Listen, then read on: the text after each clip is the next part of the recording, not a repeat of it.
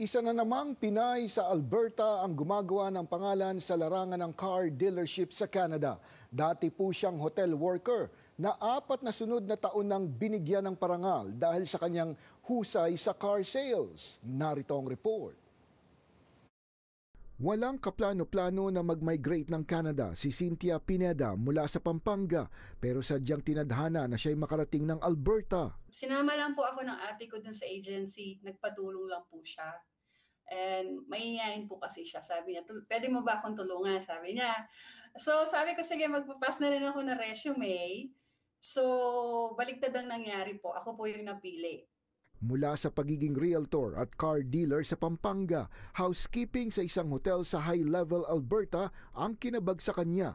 Isang karanasan niya na hindi niya malilimutan. Kinain ko na lang po yung yung pride ko ng konti.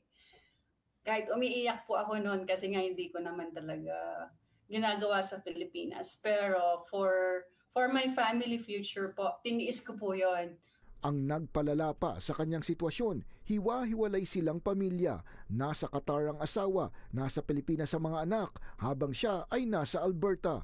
Pero bukod sa housekeeping, nag-double job din si Pineda sa iba't ibang trabaho. Nag-i-struggle po ako nun, sir, sa pag-a-apply. Simple lang naman yung mga ina-applyan ko noon. Nag-a-apply ako sa McDonald's, sa Tim Hortons, sa mga grocery.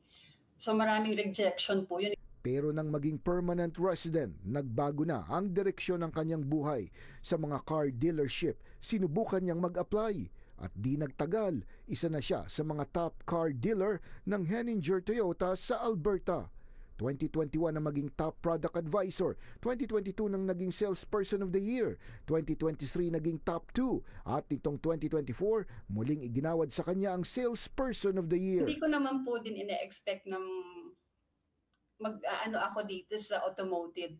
Hindi ko expect. Ang expect ko lang po talaga is makatulong sa mga kababayan or customer na makabili po sila ng sasakyan, pero hindi lang po makabili ng sasakyan.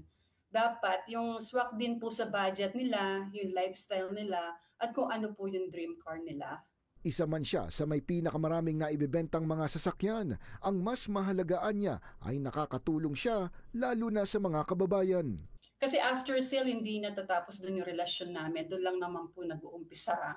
Alam po ng mga customers ko na after the pick-up day, alam po nila na pwede pa nila akong tawagan at anytime.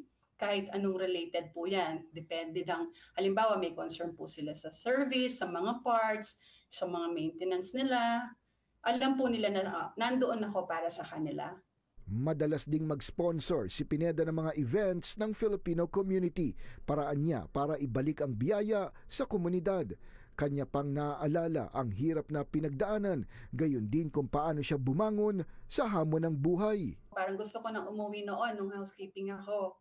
Sabi ko, sa Pilipinas, ang ganda ng buhay. May namamalansya, may nagluluto. Pero nasa ano natin yon, kung gugustuhin po nating umangat sa buhay, we have to work hard naman din. Hindi na malalapit yung success kung hindi ka nagtatrabaho ng mabuti.